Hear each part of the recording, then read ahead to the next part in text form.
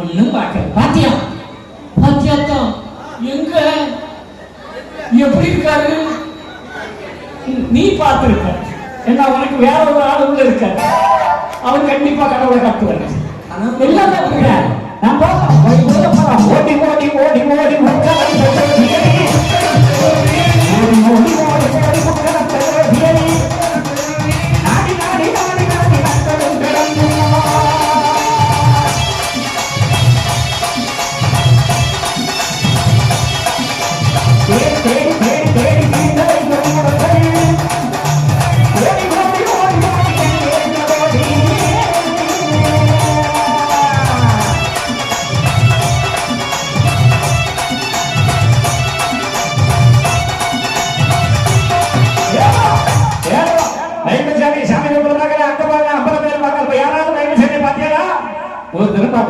கிருஷ்ணன் அங்க பாக்கல அங்க பாக்க ஓடுறான். கிருஷ்ணன் பாத்தீங்களா?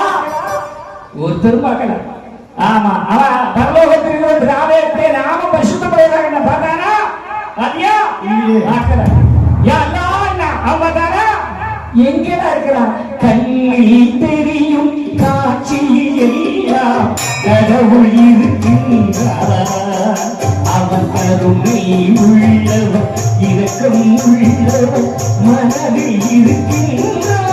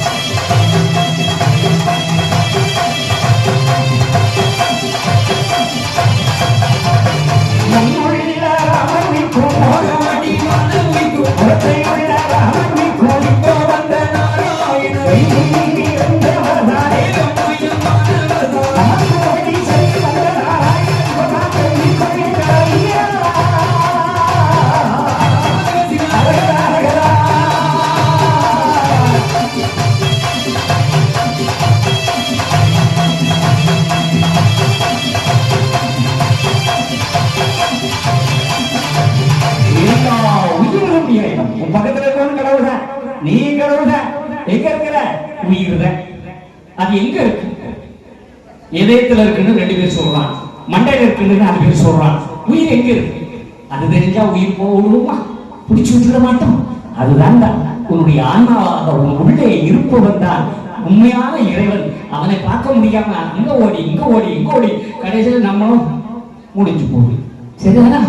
ஆமா, அதனால அந்த கச்சேரியை கேட்டாலாவது கொஞ்ச நாள் தப்பிக்கலாம். கதறி கேட்டா கடவுள் இரக்கம் உள்ளவன் தானே, இறக்குவான். ஆண்டவரை கேட்கணும் இல்ல?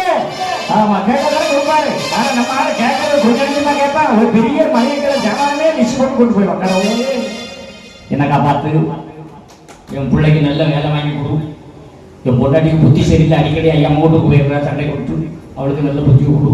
இப்படி கேட்டா பரவாயில்ல, அதுக்கு நிறைய கேட்பான். ஆமா, அவன் குழந்தைய கொடு ஒரு கேட்கறான். நான் குடியை மறக்கணும், அதுக்கு ஐயா என்ன செய்யறாரு?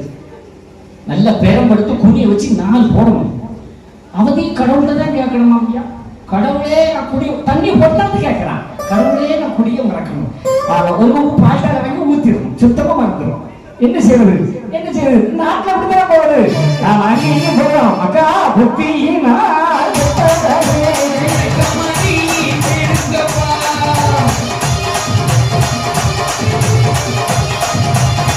அக்கா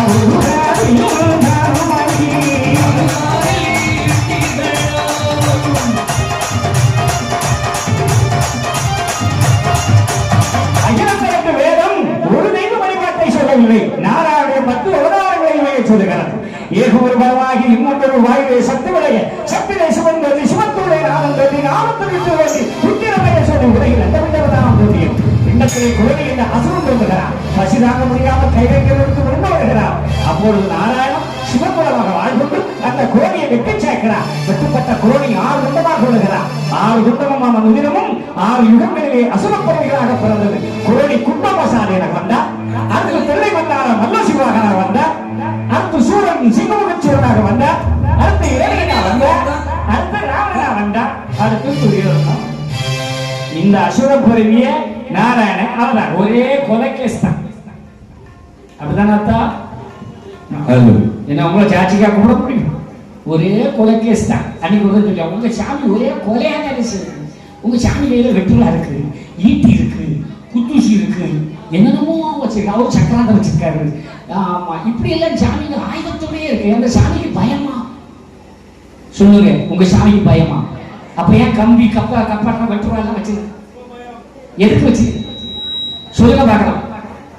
சிறகிற நல்லவும் சமயப்பெல்லாம் நடக்கிறோம். சொல்லுங்க பார்க்கலாம். வெட்டருவா, கத்தி, ஈட்டி, கோடாரி எல்லாம் நம்ம சாமி வச்சிருக்கிறே. ஏன்?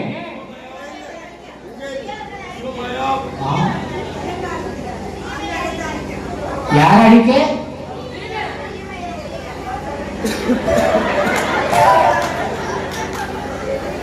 ஹலோ, உட்கார்ந்து சொன்னா போதும். வீட்டுக்கு போறீங்களா? நானும் பதில் சொல்லுறாங்க வராங்க போறது.